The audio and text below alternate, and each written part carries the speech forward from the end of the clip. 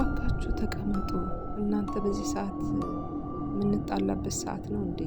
እኔ በጣም ብዙ የሚያስጨንቀኝ ነገር አለ። እኔ ልጄ በዛ ቤት ውስጥ ምን እያደረገች ነው? በምን ሁኔታ ውስጥ ናት? እንደዚህ እያልኩ ራሴን እያብሰለሰልኩ የተቀመጥኩት። እሷ ምንም አልሆነችም። ያፌት እንደነገረኝ ከሆነ እንደውም ለሰርጓ እየተዘገጃጀች ነው። እንደውም ለሰርጉ እንዳትቀሩ ብሎ የምሳ ግብዣ አዘጋጅቷል። ቆይ እኔ እኮ ያልገባኝ በዚህ ቀን ልክ መጣደፍ ለምን አስፈለገ? ገና መተዋወቃቸው ወር እንኳን አልሆናቸውም አይደል? በዛ ላይ አሁን ላይ የሰርግ ጥሪ እንዴ! ገኒ ግን ይሄ ነገር ልክ አይመስለኝም። እሱማ ልክማ እንዳልሆነ እኔም አውቃለሁ፣ ይሰማኛል። ግን ልክ ያልሆነ ምኑ ጋር እንደሆነ እኔም ያልገባኝ። እማዬ በቃ ብዙ አትጨነቂ፣ እኔ ሁሉንም ነገር አስተካክላለሁ። እህቴን እንደምንም ብዬ እኛንም እንድትቀርበን ያፌትንም እንዳታገባ አደርጋለሁ። ቆይ እናንተ ግን ይሄ ምን ማለት ነው? ያፌትና ኤፍራታ እንዳይጋቡ የፈለጋችሁት ለምንድን ነው? አንተ ግን ወንድምህን እንደማንፈልገው አይገባህም እንዴ? ከመጀመሪያው ጭንቅላትህ ዘገምተኛ ነው። ያፌትን ፈለግከውም አልፈለግከውም ያፌት የፈለገው ማድረግ ይችላል። ልጅቷንም ያገባታል። ሰውየው ግን ምንድነው የምትቀባጥረው? ከዚህ በኋላ ግን እንደዚህ አይነት ነገር እንዳትናገርሽ፣ ካልሆነ ግን እንጣላለን። አነጋገሩ ስላበሳጨኝ ነው። በቃ እረፉ። እዚያ የምትጣሉበት ሰዓት ላይ አይደለም ያላችሁት። እኔ ራሴ በዛ ብዙ ችግሮች አሉብኝ። ይሄን ማስተናገድበት ስሜት ላይ አይደለም። አቤላ በቃ ከዚህ እንውጣ። እኛ እንደዚህ ተጨናንቀን እያየን አንተ ግን ቀልድ ነው የያዝከው።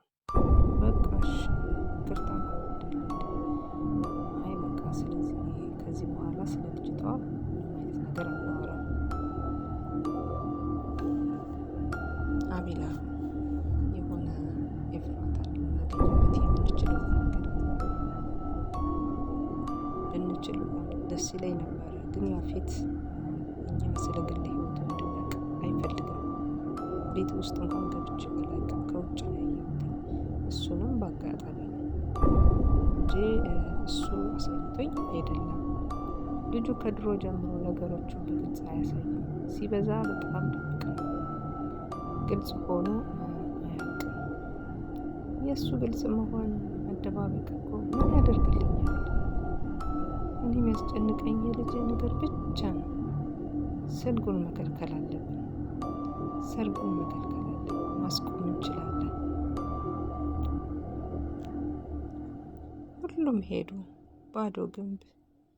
ለካ ግንብም ያለ ሰው ባዶ ነው። ሰው ከሌለ ይበርዳል። በረዶ ቤት ሁሉም ነገር ባዶ ሆነ። ሁሉም ሄደዋል። አሁን ጽዮንና ናታንም ይሄዳሉ። ኤፍራታም ሄዳለች። ሁሉም ጓደኞቼ ሄደዋል፣ ሸሽተውኛል። ብቻዬን ቀረሁ። ባዶ ቤት ቀዘቀዘኝ ያለች ቤዛ በአሁኑ ሰዓት ላይ በጣም ከባድ ሁኔታ ውስጥ ትገኛለች። ብቸኝነት ተሰምቷታል። ቆይ አንተ ግን ከዚህ ህፃን ልጅ ጋር የምትጣላው እንዴት ነው? ገንዬ እኔ በቃ አላቅም። ጽዮንን በተመለከተ ጉዳይ ከሆነ እኔ ራሴን መቆጣጠር አልችልም። በዛ ላይ ደግሞ እንደምታዩ ልጁን በጽዮን ላይ ጆፌ ጥሏል። እና አንተ ልጅቷን አፈቀርካት እንዴ? የእውነት አፈቀርካት እንዴ? አንተ እኮ እሷን እኮ የቀረብካት እንድታስታውስ እንድታግዛት ነበረ።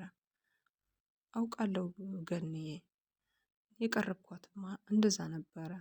መቼና እንዴት እንደሆነ ግን ባላቅም በፍቅሯ ተሸንፌ በማመንና ባለማመን ከራሴ ጋር ስጣላ ነው የኖርኩት። ወይ መከራ! አሁን ደግሞ ሌላ ችግር። ቢኒ ተው፣ ራስህን ለመግዛት ሞክር። እኔ ሁለታችሁንም አንድ ላይ ብትሆኑ ደስ ይለኛል። ግን ደግሞ በውሸት ላይ የተመሰረተ ፍቅር መጨረሻው አያምርም። ቆይ እሺ እሷስ ምላሿ ምን ነበረ? እንደምትወደኝ አውቃለሁ። ማለቴ በቃ በጣም ነው የምትወደኝ ነግራኛለች። ወደ ራሷ ስትመለስ ሁሉንም ነገር ስታስታውስ የበፊቷ ጽዮን ትሆንብሃለች። የዛኔ ምን እንደሚፈጠር አስብበት። በበፊት ማንነቷ አትስማሙም፣ አትዋደዱም፣ ቶሚና ጀሪ ብሎ ያወጣላችሁ ስም ረሳኸው እንደ ይሄንን? እኔም በየቀኑ አስባለሁ እኮ ገኒ። በጣም አቀርባት ፈልግና ግን ይሄንን ነገር ሳስብ ከሷ አርቃለሁ። አንዳንዴ ዛሬ ላገኛት አይገባም ብዬ ሳስብ ከሷ በቃ መጨረሻ ላይ እኔ ነኝ እየተጎዳሁ ያለሁት። ገኒና ቢኒ አሁን በጣም ችግር ውስጥ ላይ ናቸው ያሉት። ብቻ ግን ናታንና ኤፉ ላይ የተፈጠረው ነገር ቢኒያምና ጽዮን ላይ እንዳይደገም እጅጉን ፈርታ ሰግታ እየነገረችው ትገኛለች ማለት ነው። ገኒ በአሁኑ ሰዓት ላይ በኤፍራታና በያፌት እንዲሁም ደግሞ በናታን ዙሪያ ላይ በሀሳብ በተወጠረችበት ሰዓት፣ ሌላው ደግሞ ጭንቀቷ ደግሞ ቢኒያም ሆኖባታል ማለት ነው። እጅጉን በጣም አሳስቧታል። ኧረ አንተ ምን እሺ ፊትህን ዘብዝፈኸዋል። ምን ሆነህ ነው? እና ጨምቀህ አስጠዋ። አንተ እንደዛ አትሁን። አውቃለሁ ጓደኛ አንተ አጎትህ ነው። አንተም ጓደኛዬ ነህ። አንተን በአንተነትህ እንጂ በያፌት ማንነት አልገመትኩህም። አንተ አቤል፣ ያፌት ደግሞ ያፌት ነው ብዬ ስለማስብ ነው። እና እንደዛ ከሆነ ለምንድን ነው እንደዚህ እየሆንክ ያለኸው? እናቴና አጎቴ ፊት ያሳየኸው ነገር ጥሩ ነው? በጣም ደስ አይልም። እኔ ጓደኛዬ የምለው ሰው ቤተሰቤን ማክበር አለበት። በተለይ ደግሞ እናቴን። አጎትህ ነው እኔ ያልወደድኩለት ነገር። አቤል፣ እኔ አጎቴ እኮ ጽዮንን በጣም ነው የሚያፈቅራት። በጣም ከመውደዱ የተነሳ ጽዮንን ማንም ሰው እንዲያይበት አይፈልግም። እንደዛ ከሆነ ታዲያ ለምን ቤቱ ቆልፎ አያስቀምጣትም? ያችን የመሰለች ቆንጆማ አለማየት አይቻልም። አልችልም። በነገራችን ላይ ካጎቱ ከአቤላ የሚባለው በጣም ጥሩ ስነ ምግባር ያለው ልጅ አይደለም፣ የያፌት ዘመድ ነው። ይሄ ማለት ደግሞ ለቢኒያም በጣም አሁን በጣም ትልቅ ወጥመድ የሚያዘጋጅለት ይሄ ይመስለኛል። ያፌትም ምንድን ነበር ያለው? ያፌት ከጽዮን ላይ ማንም ሰው ቢኒያምንም ራሱ ከጽዮን አጠገብ ላይ መድረስ እንደማይችል፣ ጽዮን እና ያፌት እህትማ ወንድም ናቸው። እህቱ ናት። እነሱ የማያውቁት እሱ ድብቅ የደበቀው ሚስጥር አለው ያፌት እና ኧረ ማን ነው ያፌቱ? እንዴት ነሽ የኔ ቆንጆ? ደህና ነኝ። ለምንድን ነው እንደዚህ ተኮሳትረሽ የምታይኝ? ደግሞ በጥርጣሬ አይን ነው እያየሽኝ ያለሽው። አላቅም ደግሞ ያው ግን ውስጤ አይወድህም። በዛ ላይ ደግሞ ውሸታም ነህ በጣም። ቤታችንን ወስደህ ተከራይ ነህ ብለን አታለልከን። አይ የኔ ውድ ደግሞ እንደዛ ነው ብለሽ አትበይ። እኔ ላንቺ ስል ነው ይሄን እንደዚህ ያደረኩት፣ በቶሎ እንድታስታውሽ ስለፈለኩ ነው። ምናልባት ግን ያኔ እውነቱን ነግራችሁኝ ቢሆን ነበር ይሄን ሁሉ ነገር አስታውስ ነበረ። እና አሁን ወደ ቤት እንድገባ አትፈቅጂልኝም? ላ በፍጹም አልፈቅድልህም። ምክንያቱም ወንድሜ እንዲያይክ ስለማልፈልግ። ወንድሜ አንተን አይቶ እንዲናደድ አልፈልግም። እንደሰማሁት ከሆነ ያንተ ፍላጎት የወንድሜን ነገር ሁሉ መቀማት መውሰድ ስለሆነ እሱ ምን አለውና ነው እኔ የምወስድበት? ወንድሜ ሁሉ ነገር ብዙ ነገር አለው። አንተ የሌለህ እሱ ጋር ብዙ ነገር አለ። ለምሳሌ እኔ ያለሁት ንጹህ ልብ አለው። ናታን ማለት እንደዚህ ነው። እንዳንተ መጥፎ ልብ ያለው አይደለም። ኤፍራታን ስትወስድበት ዝም ሲል አንተ ፈርቶ መስሎህ ነው እንዴ? አይ እንደዛ አይደለም። በጣም ስለሚያፈቅራት ከሱ ደስታ በላይ የእሷን ደስታ ስላስቀደመላት ነው።